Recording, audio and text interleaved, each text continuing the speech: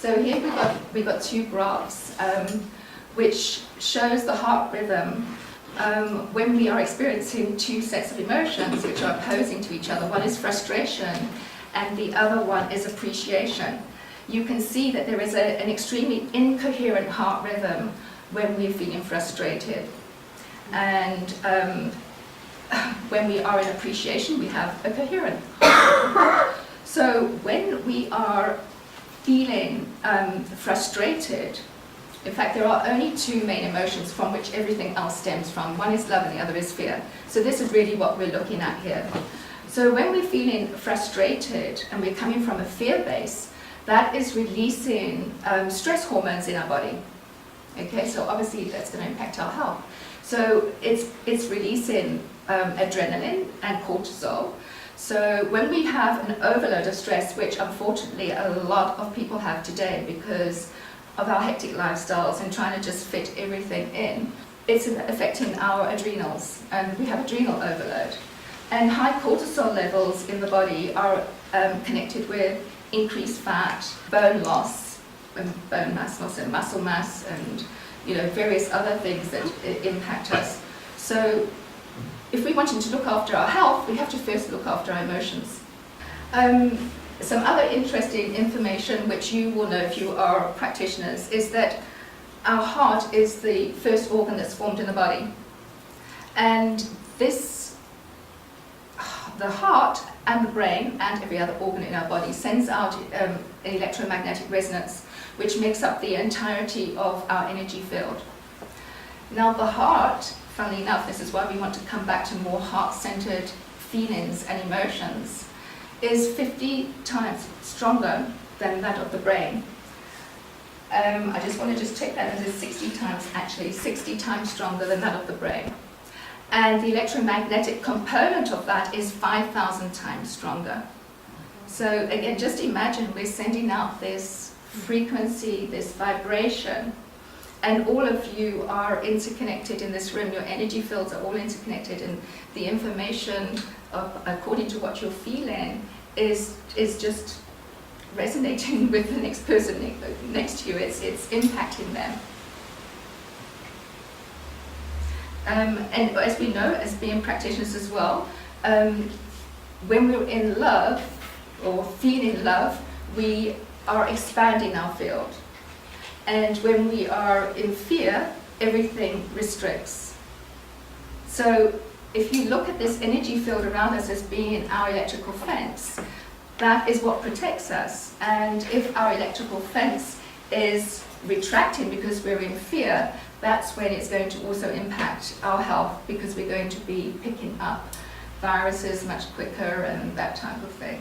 Dr. Hawkins won a Nobel Prize for his research on human consciousness. Power versus Force, you're all familiar with his book? Okay. And he just says it just takes one person to live in non-judgment and optimism, and that raises the frequency of 90,000 other individuals that are vibrating at a lower frequency. And furthermore, he says that if each of us comes into love and gratitude and appreciation, that is going to expand even more. That's based on logarithmic mathematics. I don't understand figures too much, but I found that quite impressive. So if you are interested in understanding those figures, then go and check out those kind of mathematics. But it's just incredible how each of us can play a role. We think we're just one little person that can't make a difference, but we can with just our thoughts on a day-to-day basis. Okay, I'm going to show you, share with you a very short 3-minute video. I'm sure all of you are familiar also with Dr. Masaru Emoto's work. Unfortunately, he passed away in August last year, but he studied the memory of water by exposing it to certain frequencies and emotional energies. And he would then freeze the water crystal, and it is just quite amazing when you see pictures of water crystals that have been exposed to love and gratitude as opposed to hate and the opposite. And music, which carries a vibration, music such as Beethoven and beautiful classical music, as opposed to heavy metal, for example. I think we all know what is good for our body, and they say at different stages and phases in your life you are attracted to different type of music, and so maybe music in any shape, way or form is beneficial for us at a certain stage while we're working through stuff. But it is interesting to know that water carries memory. When I'm doing healing in my room, I always make sure I've got a card under it, because people are letting off all their emotions in the room as well. So just remember that too. I don't think there's anything else I need to say about that, except of course we know that our body is on average 60% water. So we are water beings. And so whatever we are thinking and feeling, as well as other people's thoughts, and that are impacting us on a health and energetic level. So, I'm just showing and sharing this with you so that it just reminds you of all of that, and also for sharing it with people who are non-life alignment practitioners. It just is helping to educate people and see things from different perspectives with whatever they resonate with.